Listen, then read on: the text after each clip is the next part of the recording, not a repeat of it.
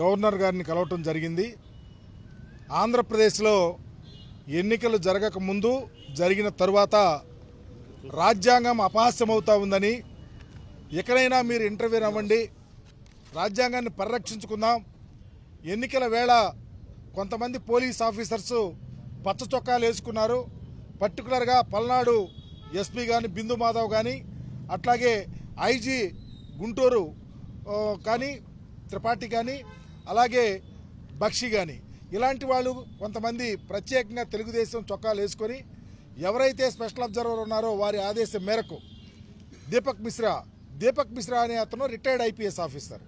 అతను ఆంధ్రప్రదేశ్కి అలాట్ అయితే అతను వెళ్ళి ఎవరో ఒక అతని దగ్గర ప్రైవేట్గా వెళ్ళిపోయి ఫంక్షన్కి వెళ్ళిపోయి తెలుగుదేశం వాళ్ళతో కొమ్మక్కై రిటైర్డ్ ఐపీఎస్లతో కూర్చొని తర్వాత వచ్చి ఎలక్షన్ ప్రాసెస్లో ఇన్వాల్వ్ అయ్యి ఎస్పీలను ట్రాన్స్ఫర్ చేయించడము, అధికారులను భయభ్రాంతులు చేయటము.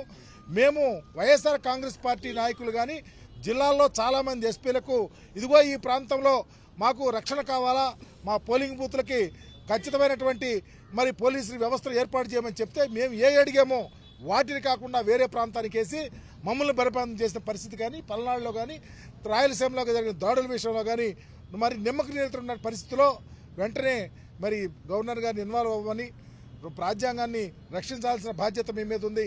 అందుకని ఎవరైతే దీపక్ మిశ్రా ఉన్నారో వారిని తక్షణమే ఈ ప్రాసెస్ నుంచి వైదొలగించి మంచి అధికారిని దేశంలో ఎవరినైనా వేయండి.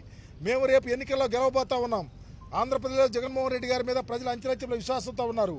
కానీ భయభ్రాంతులు చేసి ఎన్నికల్లో మా మీద ఎన్నికలు అయిపోయిన తర్వాత మా నాయకుల్ని మరి ఇళ్లలో గొడవలు చేయించడం, దాడులు చేయించడం, అఘాయిత్యాలు చేయించడం ఎంత మరి రాజ్యాంగబద్ధంగా ఉందో ఆలోచించమని తక్షణమే వీరు ఇన్వాల్వ్ అవ్వమని మేము కోరటం జరిగింది. ఈ పరిస్థితిలో ఆంధ్రప్రదేశ్ ప్రజల తరపున రాజ్యాంగ పరిరక్షణలో భాగంగా గవర్నర్ గారు తప్పకుండా ఇన్వాల్వ్ అవుతారని, ఎవరైతే దీపక్ మిశ్రాను వెంటనే తొలగించే విధంగా ఆదేశాలు ఇస్తారని కూడా చాలా ఆశతో ఎదురు చూస్తూ మెమరాండం ఇవ్వడం జరిగింది.